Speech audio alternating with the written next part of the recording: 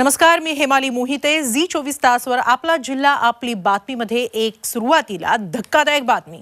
आदिवासींना अंमली पदार्थांच्या जाळ्यात ओढलं जात आहे. आदिवासी भागात अंमली पदार्थांची चक्क शेती केली जाते. यामागे नक्षली आहेत की मुंबईतील ड्रग्ज रॅकेट? त्यासाठी पाहूया झी24 तासचा हा एक्सक्लुझिव्ह रिपोर्ट.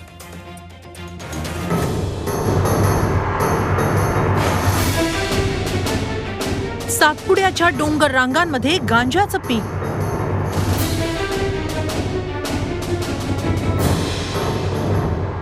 आदिवासी पट्ट्यात होतीये अफूची शेती.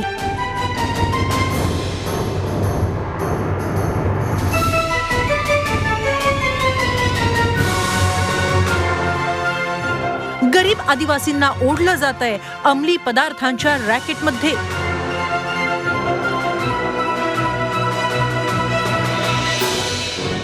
महाराष्ट्रातला हा आदिवासी पट्टा.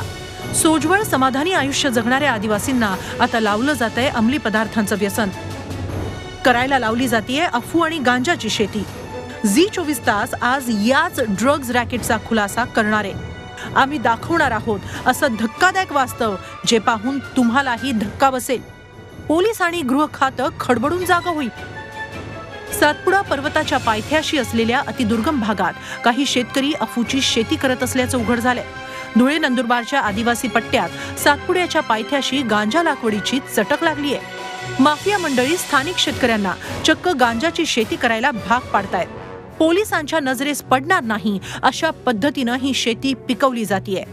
हे अंमली पदार्थ मुंबई, पुणे, सुरत अशा महानगरांमध्ये विक्रीसाठी तर नेले जात नाहीत ना, याचा शोध आता पोलीस घेत आहेत. आम्ही त्या शेतीचे जे कोण ओनर असतील ते आणि शेती कोण करत आहे ते आणि माल कुठे जातो याबद्दल सविस्तर तपास करू आणि त्यामध्ये जी काही सत्यता आढळून येईल आणि त्याच्यामध्ये जे कोणी इन्व्हॉल्व असतील त्यांच्यावर सर्व त्या साखळीवर कारवाई करा. 2020 या एकाच वर्षात धुळे जिल्ह्यात अंमली पदार्थ लागवडीच्या तब्बल 35 घटना समोर आल्या. त्यात सुमारे 3 कोटींचे अंमली पदार्थ जप्त करण्यात आले. धक्कादायक बाब म्हणजे वनजमिनींवर ही गांजाची शेती केली जात असल्यानं ते करणारे कोण आहेत याचा तपास करणं अवघड झालंय. 2021 चे 3 महिने झालेत आणि ऑलरेडी आमच्या 7 ते 8 कारवाया गांजाच्या झालेल्या आहेत आणि ही मोहीम आम्ही सातत्याने राबवत आहोत. याच जोडीला आम्ही जनजागृतीचा देखील कार्यक्रम घेत आहोत आणि नक्कीच आम्हाला याबाबत यश येईल अशी मला खात्री वाटते. इथं पिकवला जाणारा गांजा अफू कुठे विकला जातो याचं उत्तर अजून पोलिसांना सापडलेलं नाही. धुळ्यात 3 ते 5 हजार रुपये किलोनं गांजा विक्री होते. हाच गांजा मुंबईत 18 ते 25 हजार रुपये किलोनं विकला जातो. गांजा अफू लागवडी मागे मोठं आर्थिक गणित असल्याचं बोललं जात आहे. तर हा गांजा बऱ्याच ठिकाणी जातो, तर त्याचे देखील आमचं अनालिसिस सुरू आहे की काय मोठं नेटवर्क आहे का किंवा त्याचं काही ऑर्गनाइज असं सिंडिकेट आहे का. तर आतापर्यंत आम्हाला असे काही पुरावे सापडलेले नाही आहेत आणि असं काही निघालं तर आम्ही नक्कीच त्याचा देखील त्याच्यावरती कायदेशीर कारवाई करू. याआधी गडचिरोलीतल्या अफू गांजा पिकवण्याच्या रॅकेट मागे नक्षली कनेक्शन असल्याचं सिद्ध झालंय. आता सातपुड्याच्या डोंगर रांगांमधील गरीब आदिवासींचा अंमली पदार्थांच्या शेतीसाठी वापर केला जातोय. सातपुड्यामध्ये कारवाया होतात त्या अंमली पदार्थांच्या लागवडीच्या आणि मुंबईमध्ये कारवाया होतात या अंमली पदार्थांच्या सेवनाच्या. मात्र याच्यामध्ये जे मूळ सूत्रधार आहेत त्यांचा शोध अद्याप लागलेला नाही आणि हा शोध लागला तर कुठेतरी या दोन्ही ठिकाणचं कनेक्शन आहे की काय याचंही उत्तर मिळेल. प्रशांत परदेशी, झी मीडिया, धुळे. या पुढच्या महत्त्वाच्या बातमीकडे. मनसुख हिरेन मृत्यू प्रकरणी विधानसभेत जोरदार खडाजंगी झाली. सचिन वाझेंना त्वरित अटक करा या मागणीसाठी विरोधकांनी आक्रमक पवित्रा घेतला. त्यामुळे विधानसभेत विरोधी पक्षनेते देवेंद्र फडणवीस, परिवहन मंत्री अनिल परब आणि काँग्रेसचे नेते नाना पटोले आमने सामने आल्याचं चित्र पाहायला मिळालं. सचिन वाझेंवरून विधानसभेत खडाजंगी. वाझेंच्या अटकेसाठी विरोधक आक्रमक. मनसुख यांच्या पत्नीच्या जबाबावरून विधानसभेत धुरळा. तात्काळ या ठिकाणी सचिन वाझे यांना अटक झाली पाहिजे. अध्यक्ष महाराज, त्यांच्याजवळ सीडीआर कसा जाऊ शकतो? विरोधी पक्ष नेते अडचणी येतील म्हणून अध्यक्षमोर आहे त्या सचिन वाझेला टार्गेट करतायत. विधिमंडळात मनसुख हिरेन यांच्या संशयास्पद मृत्यू प्रकरणाचे तीव्र पडसाद उमटले. या वादाची सुरुवात झाली ती हिरेन यांच्या पत्नीच्या आरोपांवरून. त्यांनी आपल्या जबाबात सचिन वाझेंवर आरोप केले आणि भाजपच्या हातात आयतं कोलीत मिळालं. पूर्वाश्रमीचे शिवसेना नेते आणि एन्काउंटर स्पेशलिस्ट सचिन वाझे यांच्यावरून विरोधी पक्षनेते देवेंद्र फडणवीस यांनी सरकारला घेरलं आणि थेट वाझेंच्या अटकेची मागणी केली. 201 खाली एवढे पुरावे असताना या संदर्भातले IPC 201 खाली मग 302 होत राहील. 201 खाली अटक का होत नाही अध्यक्ष महोदय? आणि म्हणून माझी मागणी आहे की तात्काळ या ठिकाणी सचिन वाझे यांना अटक झाली पाहिजे. तर नाना पटोलेंनी विरोधी पक्षनेत्यांकडे CDR कुठून आला असा सवाल उपस्थित करत विरोधकांना कात्रीत पकडण्याचा प्रयत्न केला. हा CDR विरोधी पक्ष नेत्याकडे कुठून आला? ते स्फोटक नव्हतं हे विरोधी पक्ष नेते कुठल्याही विचार बोलतात. यावर CDR मिळवण्याबाबत आपलीही चौकशी करा असं आव्हान देवेंद्र फडणवीसांनी सरकारला दिलं. नाना भाऊ मला अडचण नाही. हा मी मिळवला CDR. करा माझी चौकशी करा. माझी चौकशी करा. गृहमंत्री माझी चौकशी करा. हो मी मिळवला CDR. माझी चौकशी करा. चला. विरोधकांचा गदारोळ कमी करण्यासाठी देशमुखांनी निष्पक्ष चौकशीचं आश्वासन दिलं. राज्य शासन याचा तपास अतिशय चांगल्या पद्धतीने करून प्रोफेशनली तपास करून कोणालाही पाठीशी राज्य शासन घालणार नाही याचा सुद्धा मी गृहमंत्री म्हणून आपल्याला या ठिकाणी विश्वास देतो. आपल्याला विनंती करतो की याचा तपास ATS करते आहे. उद्योजक मुकेश अंबानी यांच्या घरासमोर जिलेटिनच्या कांड्या भरून उभी केलेली गाडी ही हिरेन यांची असली तरी लॉकडाऊनच्या काळात पोलीस अधिकारी सचिन वाझे ती गाडी अनेक महिने वापरत होते असा जबाब हिरेन यांच्या पत्नीनं दिलाय. त्यावरूनच सत्ताधारी आणि विरोधकांमध्ये खडाजंगी रंगली आहे. वाझेंविरोधात इतके आरोप असतानाही त्यांना अटक का होत नाही? सरकार वाझेंना वाचवतंय का? या प्रकरणाची पाळंमुळं नेमकी कुठवर पोचली आहेत असे अनेक सवाल या निमित्तानं उपस्थित होत आहेत. दीपक भातुसेसह ब्युरो रिपोर्ट झी 24 तास मुंबई.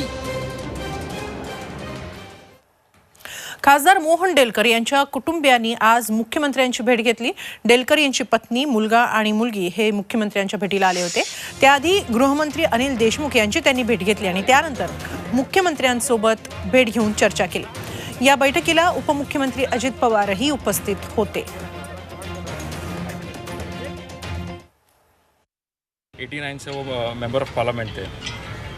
वो इंसान को, इतने मजबूत इंसान को ये कदम उठाना पड़े तो आप सोच सकते हो किस हद तक उन्हें हैरेसमेंट किया जा रहा था, ह्यूमिलेट किया जा रहा था पब्लिकली, और किस तरह से इस तरह के उनको कदम उठाना पड़े. मैं सिर्फ यही कहना चाहता हूँ आज महाराष्ट्र सरकार, मुंबई पुलिस को कि इसमें जल्द से जल्द एक्ट करे. SIT को सौंपा गया है. हमें विश्वास है ये बहुत बड़ी चीज़ है कि ये मामले में महाराष्ट्र गवर्नमेंट ने ये कदम लिया है. देशमुख साहब ने कदम लिया है, ठाकरे साहब ने कदम लिया है, पवार साहब ने ये कदम लिया है. हमें पूरा विश्वास है कि हमें यहाँ से न्याय मिलेगा और यहाँ से, और हमें विश्वास भी है कि जल्द से जल्द इसमें इन्वेस्टिगेशन भी हो और इसका परिणाम जल्द से जल्द.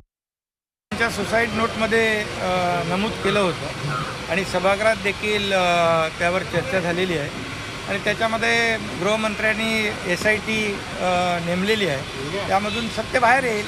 जे काय सत्य आहे ते बाहेर आलं पाहिजे आणि त्याची चौकशी करण्याचे आदेश गृहमंत्र्यांनी दिलेले आहेत. सत्य बाहेर यायला पाहिजे आणि त्यांना न्याय मिळाला पाहिजे. मुंबईतील कोरोनाची स्थिती अशीच कायम राहिली तर लोकसूचनांचं पालन करत नसतील तर पुन्हा एकदा लॉकडाऊन करण्याशिवाय पर्याय राहणार नाही असा इशारा वस्त्रोद्योग तसंच मुंबईचे पालकमंत्री अस्लम शेख यांनी दिला.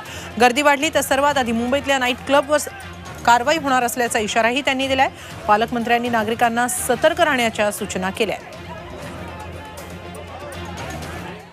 कालही मुख्यमंत्री साहेबांनी सगळे जिल्हा अध्यक्ष आणि जेवढे कलेक्टर्स आहेत आणि MMR रिजनचे कमिशनर्स आहेत सगळ्यांबरोबर आढावा घेतलेला आहे आणि ज्या ज्या जिल्ह्यामध्ये किंवा ज्या ज्या शहरामध्ये केसेस वाढत असतील आणि त्यांना तसे निर्देश देण्यात आलेले की ते डिसिजन घेऊ शकता.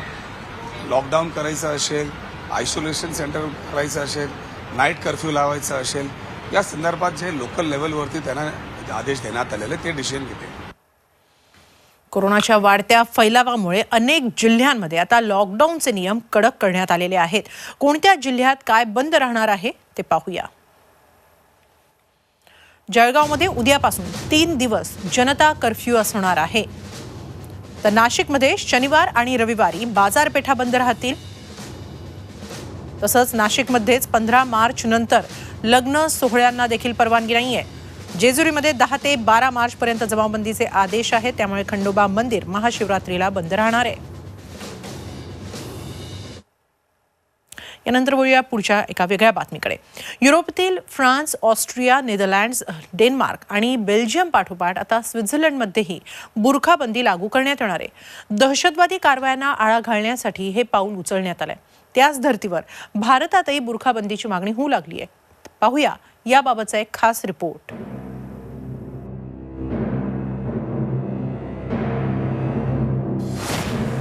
युरोपातील अनेक देशांमध्ये बुरखाबंदी. स्वित्झर्लंडमध्येही बुरखाबंदीच्या बाजूने मतदान.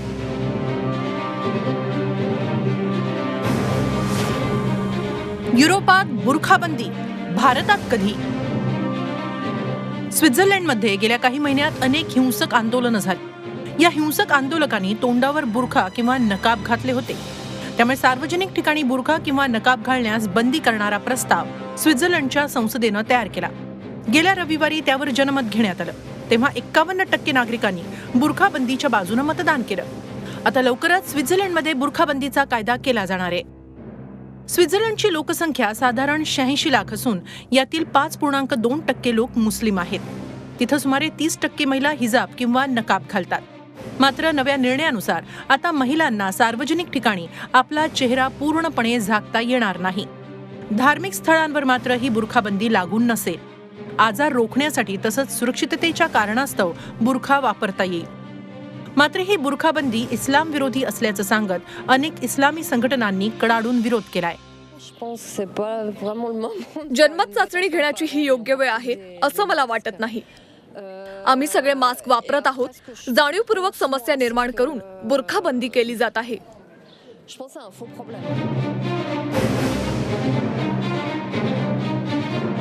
सॅम्युअल पेटी नावाच्या फ्रान्सच्या एका शिक्षकाची इस्लामिक दहशतवाद्यांनी क्रूर हत्या केली. या हत्येनंतर इस्लामिक कट्टरवादाविरोधात फ्रान्सनं युद्ध पुकारलं. याच अंतर्गत त्यांनी फ्रान्समध्ये बुरखा बंदी आणली. या बंदीचं अनुकरण युरोपातील इतर देशांनी सुद्धा केलं आणि आता बुरखा बंदीची मागणी या सगळ्या देशांनंतर आता भारतातही होऊ लागली आहे. इस्लामी दहशतवाद्यांच्या जिहादी कारवाया रोखण्यासाठी बुरखाबंदी लागू केली पाहिजे अशी मागणी विश्व हिंदू परिषदेनं केली आहे. तर दुसरीकडे या मागणीला विरोधही होतोय. मुझे लगता है कि अब शेष सरकारों को भी इस बारे में गंभीरता से विचार करना चाहिए जिससे कि ये जो जिहादी गतिविधियों पर भी अंकुश लगाया जा सके. हे जे चाललेलं आहे तर आम्हाला काही आश्चर्य वाटत नाही. कारण काय आहे की जे ट्रोल करणारे लोक आहे, आम्ही काही बोललं तर उद्या ते म्हणतील की नाही आता मुस्लिमांनी पॅन्ट नाही घालायचे, शर्ट नाही घालायचे, फक्त हे या कॉस्ट्युम घालायचं. त्याचा काही परिणाम होणार नाही. ज्यांच्याकडे काही काम नसतं हे अशा प्रकारचे मुद्दे हे वारंवार उचलत असते, पण त्याचा काही परिणाम होत नाही. युरोपात हिंसाचारी घटना रोखण्यासाठी बुरखाबंदीचा पर्याय पुढे आलाय. मात्र भारतात तो लागू होईल का याबाबत साशंकताच आहे. औरंगाबादहून विशाल करोळेसह ब्युरो रिपोर्ट, झी24 तास. पुढची बातमी चीनच्या कुरापतखोरीची. एकीकडे चर्चेचा घोळ घालायचा, बॅकफूटवर गेल्याचं दाखवायचं आणि त्याच वेळी सीमेवर मात्र आक्रमक भूमिका घ्यायची, हे चीनचं कायमचं धोरण. आता पुन्हा एकदा त्याचाच प्रत्यय आलाय, तो बुलेट ट्रेनच्या निमित्तानं.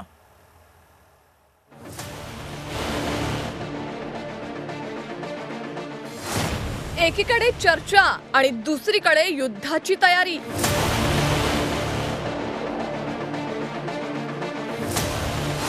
सीमा भागात चीनची मनमानी सुरूच.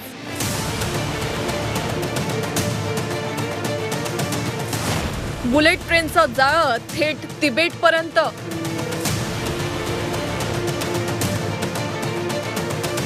लडाखमध्ये घुसखोरी केल्यानंतर चीनला भारतीय जवानांनी धडा शिकवला. गलवानमध्ये मार खाल्ल्यानंतर चर्चेतही चीनला माघार घ्यावी लागली. अनेक महिन्यांनी पँगॉंग लेकवरील तंबू उखडून मागे जावं लागलं.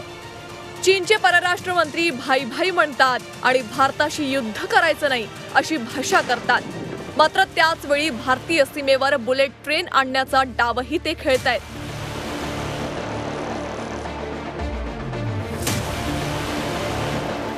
तिबेटमध्ये अरुणाचल प्रदेशच्या सीमेलगत बुलेट ट्रेन येणार आहे.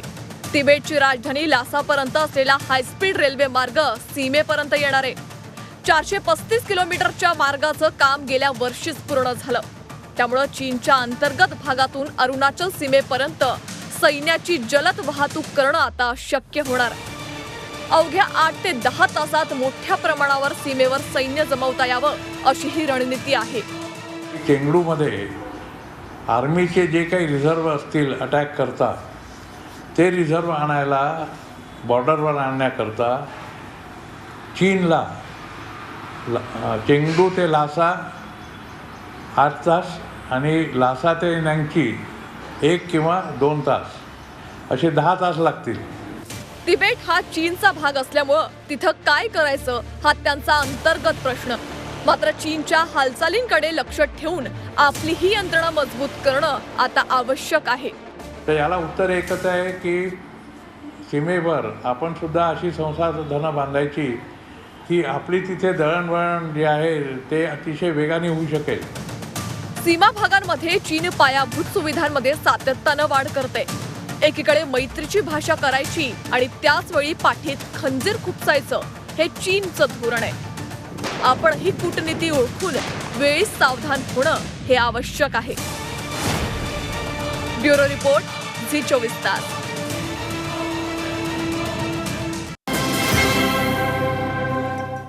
छत्रपतींचा विचार म्हणजे